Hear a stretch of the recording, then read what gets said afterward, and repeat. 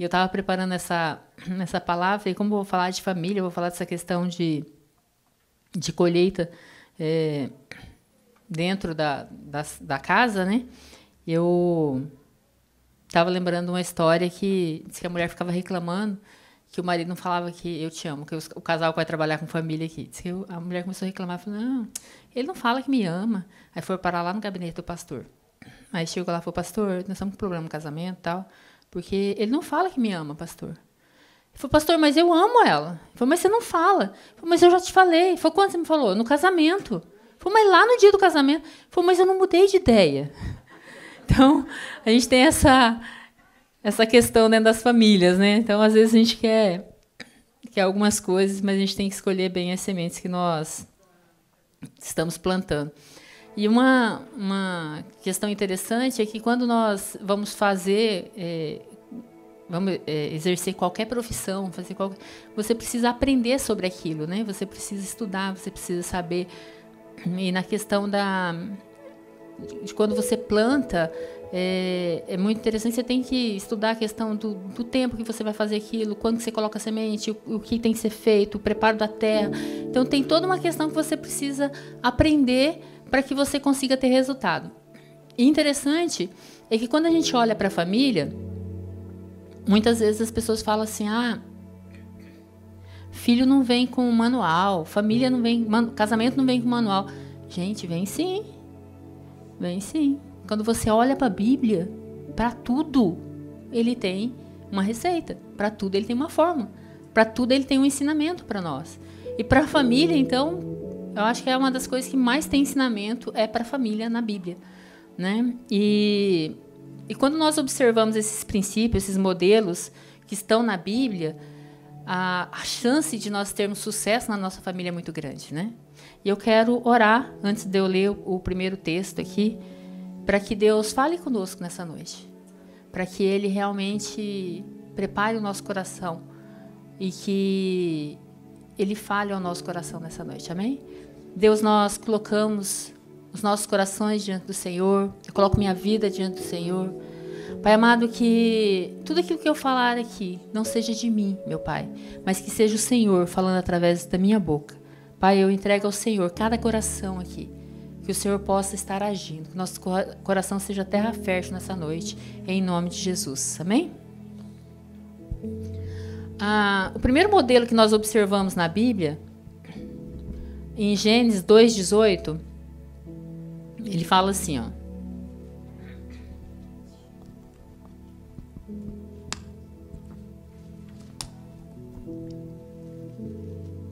Então, o Senhor Deus declarou, não é bom que o homem esteja só. Farei para ele alguém que auxilie e lhe corresponda. Quando Deus criou o homem, a gente está falando de família, né? Quando Deus criou o homem, a primeira coisa que ele falou para dar certo era que o quê? Que ele não, né? Para estar numa família, ele falou assim, olha, não é bom que o homem esteja só. E ele falou assim, vou fazer um igual, vou pôr junto? Não, ele falou assim, vou fazer alguém que auxilie ele, que corresponda. Né? Então, eu vou fazer alguém que tem algumas coisas que o homem não dá conta de fazer. Então, eu vou fazer alguém que vai precisar de ajuda lá. E quando nós decidimos casar, é interessante que a primeira coisa que a gente faz, né, nessa formação dessa família é eliminar a solidão. O próprio Deus falou que não é bom que a gente estivesse só. O próprio Deus falou que a gente precisava de uma família, né? A segunda coisa é que nós vamos compartilhar a vida com essa pessoa. E compartilhar a vida é muito complicado, né? Porque são duas pessoas completamente diferentes que você coloca no mesmo ambiente ali para compartilhar. É muito interessante que a gente olha para algumas famílias que se propõem separar e eles chegam para a gente e falam assim, olha, aí é uma questão de incompatibilidade de genes, né? Tem muito essa questão de, então quer separar porque somos incompatíveis. Gente, eu não conheço nenhum casal compatível, não. Eu não sei na casa de vocês, mas lá em casa nós somos bem diferentes. Nós somos complementares, mas compatíveis. Nós fomos criados em famílias diferentes, nós fomos educados de formas diferentes, nós gostamos de coisas diferentes. E aí você fala, eu brinco, eu falo assim que a única compatível comigo sou eu, e de vez em quando, tem dia que nem eu sou compatível comigo, nem eu me entendo, e eu quero Então, quando a gente entra numa família e nós queremos ter colheitas, muitas vezes nós queremos ter colheitas de forma... A gente se comporta de forma que essa colheita não vem, né? Então, quando nós casamos, nós queremos o quê? Nós queremos alguém que esteja junto conosco. Nós decidimos formar uma família, nós decidimos retirar da nossa vida algumas coisas. E nós precisamos entender isso, enquanto família. Uma segunda coisa que nós precisamos observar para realmente termos uma colheita abundante na nossa vida é a questão da honra que é dado ao pai e à mãe. Né? A Bíblia, em Êxodo 20:12, ele fala assim, ó, honra teu pai e tua mãe, a fim de que tenhas vida longa na terra que o Senhor Deus te dá. Em algumas versões ele fala que para que tudo te vá bem, né? Para que você seja uma pessoa próspera. Então, essa questão da honra, ela é muito séria na Bíblia. E uma das coisas que eu acho muito interessante, né, que é muito claro, ele fala assim, se você pegar esse texto e ler para uma criança e perguntar para ela, né, se você fala as palavras, lê uma Bíblia na linguagem de hoje, a criança vai te explicar o que esse texto está falando. Você não precisa de uma revelação, você não precisa de alguém para te explicar isso aqui. Ele fala, olha, você quer ser abençoado? Você quer viver bastante? Então, honra teu pai e tua mãe. E, de repente, você vai olhar para mim e vai falar assim, mas você não conhece a minha história. Você não conhece a história dos meus pais. Nós tivemos uma situação de uma pessoa que ela veio de uma família onde ela sofreu, onde ela viu o pai sendo um abusador físico dentro da casa, o pai sendo um alcoólatra, sofreu muito na infância, viu a mãe sendo espancada e aos 16 anos ela é adotada por uma outra família, completamente diferente, passa a viver com essa família, é cuidada, é amada, é restaurada, encontra Jesus. E os anos se passam, ela se casa, forma a família, né, tem um lar totalmente estruturado. E mais de 20 anos depois, o pai reaparece na vida dela. E aí ele manda um WhatsApp para ela, cobrando, dizendo que ela não é uma filha presente e tal, e falando algumas coisas. E aquilo simplesmente tira o chão debaixo do pé da pessoa. E ela, da mesma moeda que recebeu, devolveu. E veio conversar comigo. Eu falei, olha, a Bíblia diz que você tem que honrar teu pai e tua mãe. A Bíblia não diz que é o contrário. Mas todas aquelas feridas que tinham acontecido lá, elas vieram à tona. Eu falei, olha, você vai mandar uma mensagem para ele, pedindo perdão, retirando tudo que você falou, dizendo para ele que você o perdoou e pedindo perdão pelo que você falou. Essa pessoa falou para mim assim, eu vou fazer, eu sei que eu tenho que fazer isso. E ela me disse, eu tive náusea, eu tive vontade de vomitar na hora. E eu passei um bom tempo depois tendo tontura e náusea de tão nervosa que eu fiquei. E eu fiquei pensando que, mesmo depois de tantos anos, mesmo depois de ter construído uma história tão diferente, aquela criança que sofreu aquelas situações lá na vida adulta, aquilo estava sendo refletido. Né? Até o Edson falou assim, olha, precisa liberar perdão e seguir em frente, entender que a história dela foi mudada. Mas o que a gente observa com isso é que essas sementes que nós vamos plantando ao longo da vida, elas vão gerando frutos nas nossas vidas e na vida da nossa família. Às vezes a pessoa vai falar assim, mas pastor, eu fui abandonado pelos meus pais. Eu não tive um modelo, porque eu perdi meus pais me abandonaram, ou viveu uma situação parecida com essa. Mas a Bíblia fala, em Salmo 27:10, ele fala assim, ainda que abandone pai e mãe, o Senhor me acolherá. Nós não temos desculpa para não expressar amor dentro da nossa casa.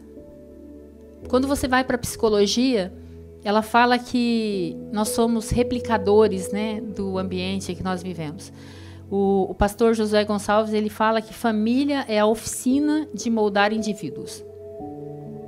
E realmente, nós temos esse privilégio, né, de moldar aqueles que Deus tem colocado nas nossas mãos.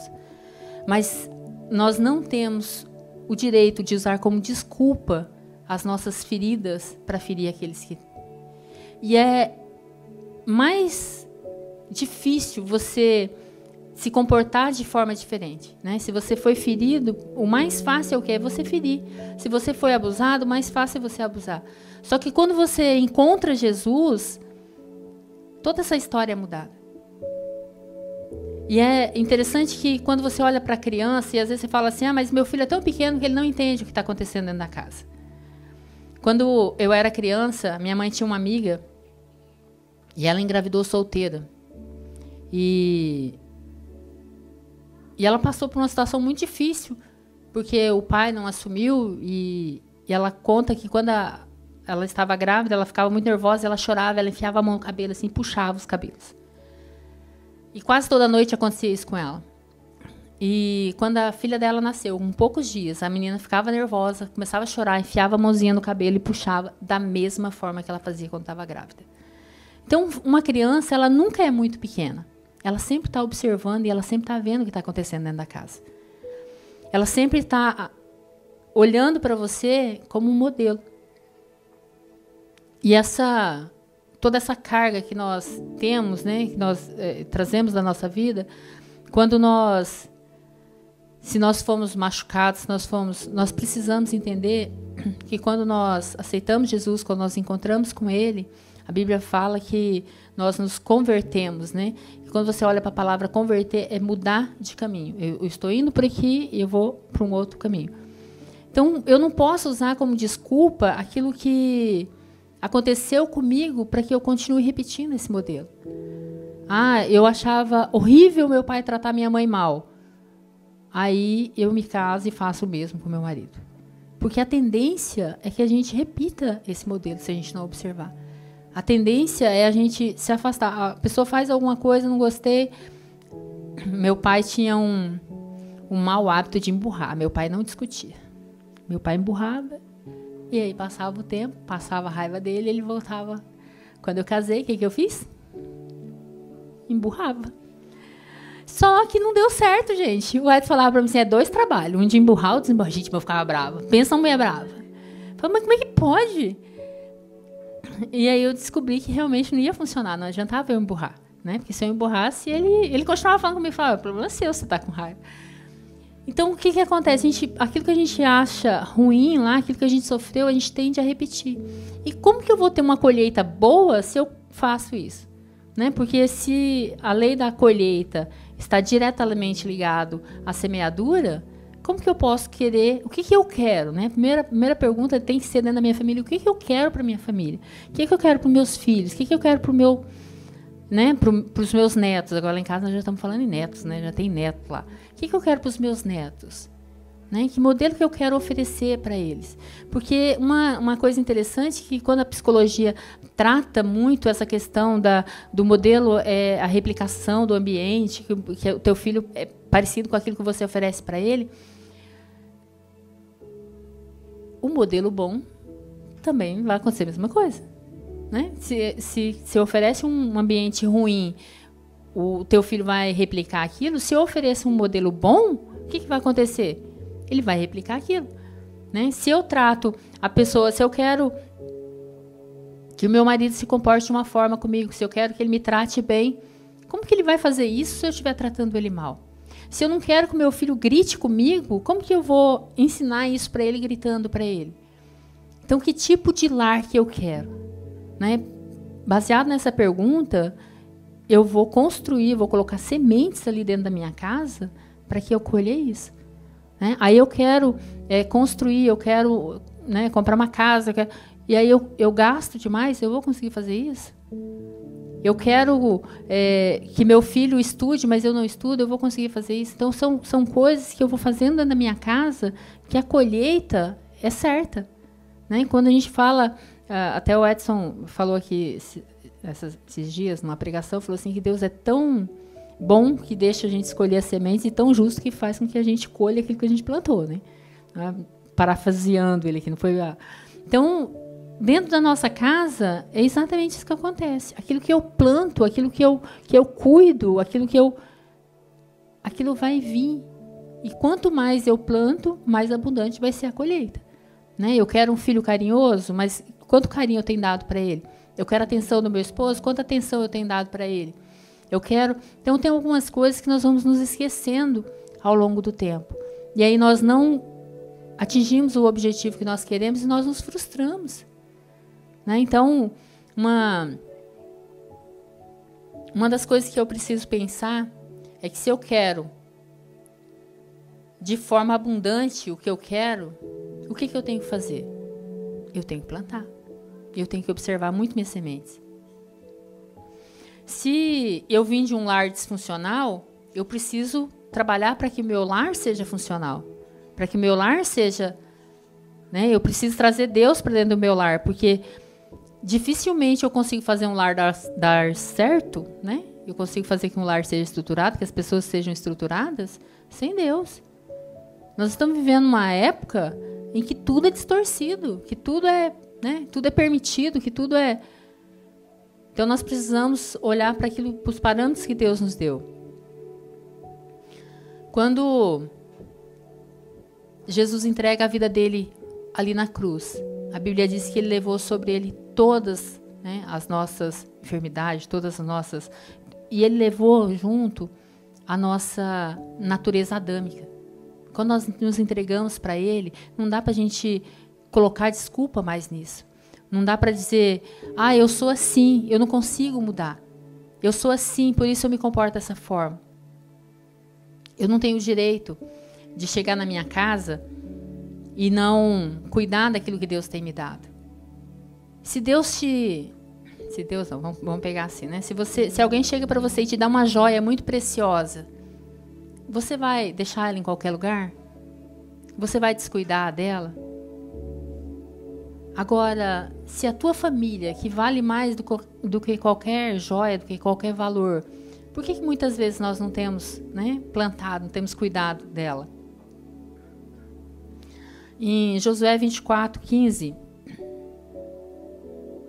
ele fala assim, se porém não lhe agrada servir ao Senhor, escolham hoje a quem irão servir. Se aos deuses que seus antepassados serviram além do Eufrates, ou aos deuses dos amorreus, em cuja terra vocês estão vivendo. Mas eu e a minha família serviremos ao Senhor. Sabe qual que é a maior colheita que você pode ter dentro da sua família? Talvez, quando a gente faz uma pergunta dessa, a gente pensa assim, tem uma casa em Montclair, onde mais? Em Manhattan, em Hoboken, ter um carro de luxo, poder viajar, ter os papéis para viajar para onde quiser. Talvez a gente, quando nós olhamos para aquilo que agrada o nosso coração, a gente vai ter várias coisas. Mas qual que é a colheita mais abundante que nós podemos ter na nossa família? Em Atos 16:31, eles falam assim, e eles responderam, creia no Senhor Jesus e serão salvos, você e a sua casa. A maior colheita que nós podemos ter dentro da nossa casa é levar a nossa família para o céu.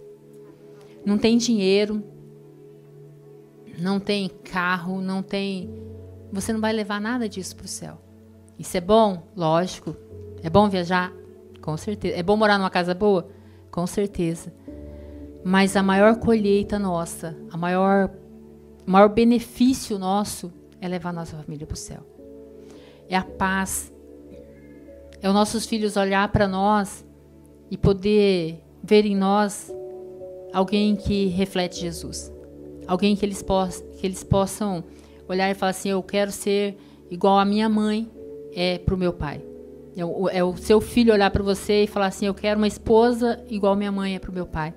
É o menino olhar para o pai e falar assim, eu quero ser um marido que meu pai é para minha mãe.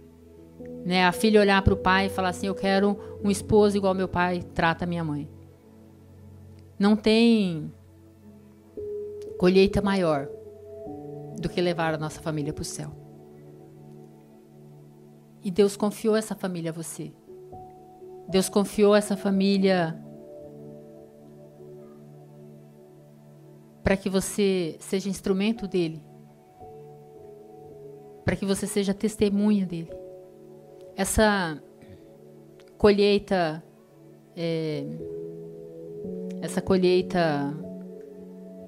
física, né? Essa colheita financeira, essa colheita, ela vai ser algo muito natural na sua vida. Se Deus for o Senhor da sua casa. Deus, a Bíblia diz que Ele é dono do ouro e da prata. A Bíblia diz que Ele deu o que Ele tinha de mais precioso para nos salvar. Uma pessoa que tem coragem de dar o filho dela por você, você acha que Ele vai reter algo para você? Você acha que Ele vai dizer não para algo para você, se você agradar o coração dEle? Então que nós possamos ser instrumentos do Senhor para sermos geradores de paz dentro da nossa casa, para sermos geradores de alegria dentro da nossa casa, mas principalmente para sermos o agente que leva a nossa família para o céu. E como que nós levamos nossa família para o céu? Refletindo Jesus na vida deles. Nós não temos o poder de levar ninguém, mas nós temos o poder de testemunhar daquele que leva. Amém?